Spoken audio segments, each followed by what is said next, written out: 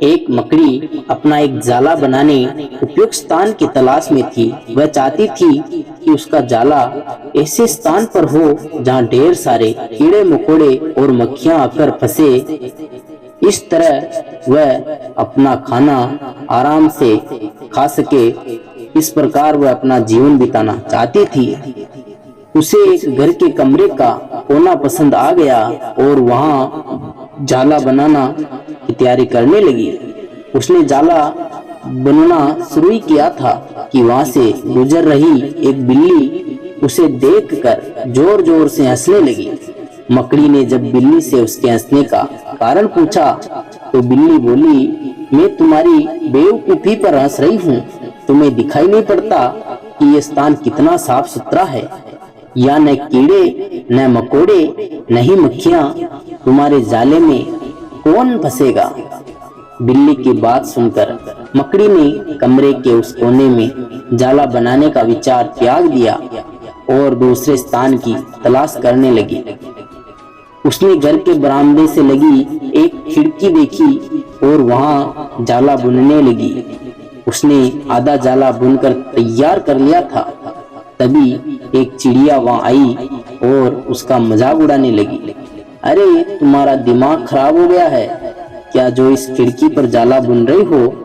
तेज हवा चलेगी और तुम्हारा जाला उड़ जाएगा। मकड़ी को चिड़िया की बात सही लगी।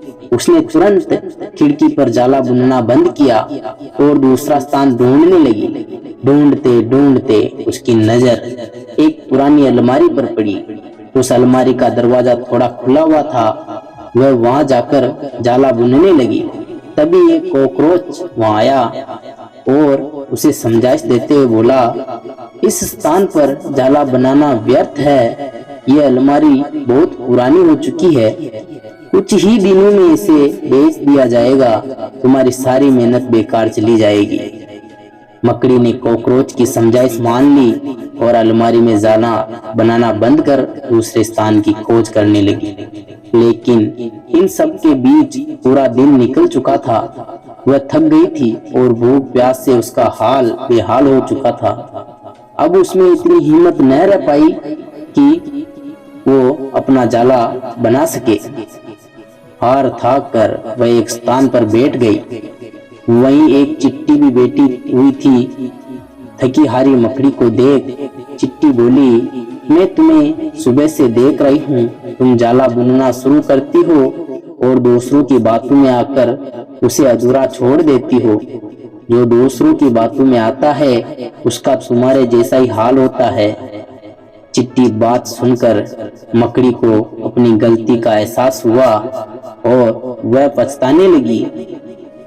तो दोस्तों, अक्सर ऐसा ही होता है कि हम नया काम शुरू करते हैं और नकारात्मक मानसिकता के लोग आकर हमें हतोत्साहित करने लगते हैं और हमारे मनोबल को घटाते हैं।